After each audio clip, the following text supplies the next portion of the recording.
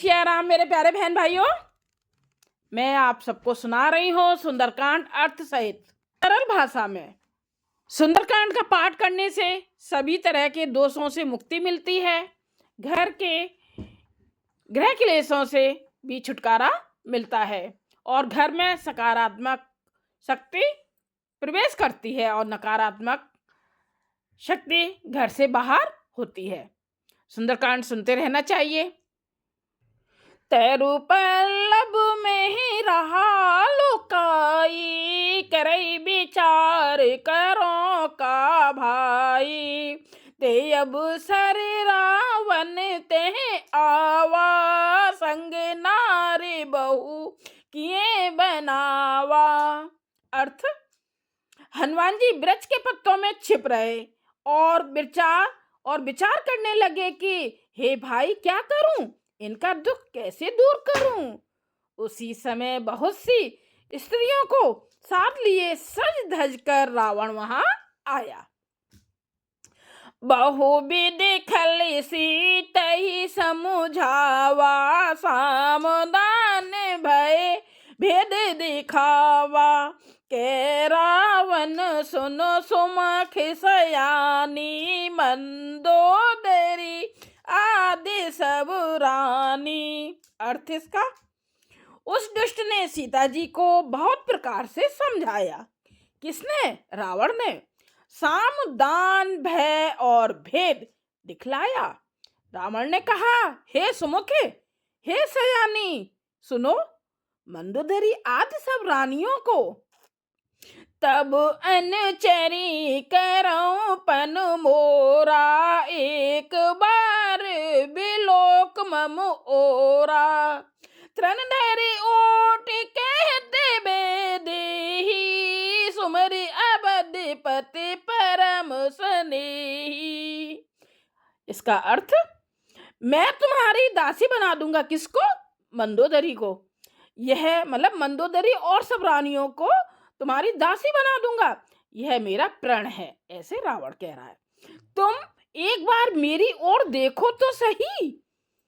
अपने परम स्नेही कौशलाधीश श्री रामचंद्र जी का स्मरण करके जानकी जी तिनके की आड़ यानी कि पर्दा करके कहने लगी। सुन दस मुख अघोत प्रकाशा, कबहु के नलिनी करई विकासा। असमन समझ कहते जानकी, खल सुधे नहीं रघुबीर बानिकी। अर्थ इसका, हे दसमुख सुन, जुगनू के प्रकाश से कभी कमलनियां खिल सकती हैं।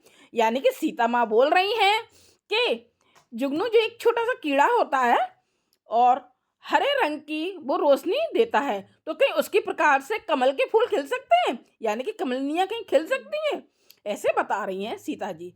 जानकी जी फिर कहती हैं, तू अपने लिए भी ऐसा ही मन में समझ ले। रे दुष्ट, तुझे श्री रघुवीर के बाण की खबर नहीं।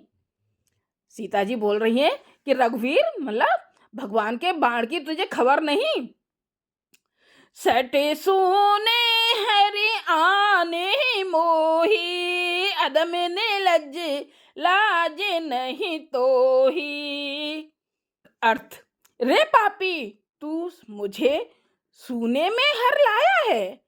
रे अधम निर्लज्ज, तुझे लज्जा नहीं आती।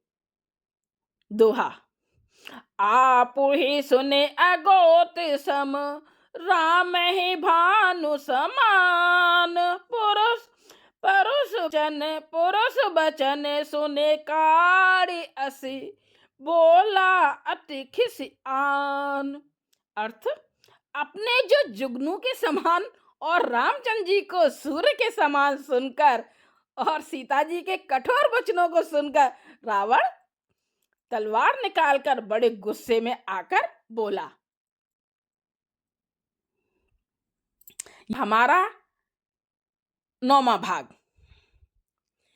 सुंदरकांड सुनते रहिए और खुद भी करते रहिए, जिससे कि घर में सकारात्मक ऊर्जा प्रवेश करे और घर में सुख शांति आए। जय सिया राम। लाइक कीजिए, कमेंट्स कीजिए और सब्सक्राइब कीजिए।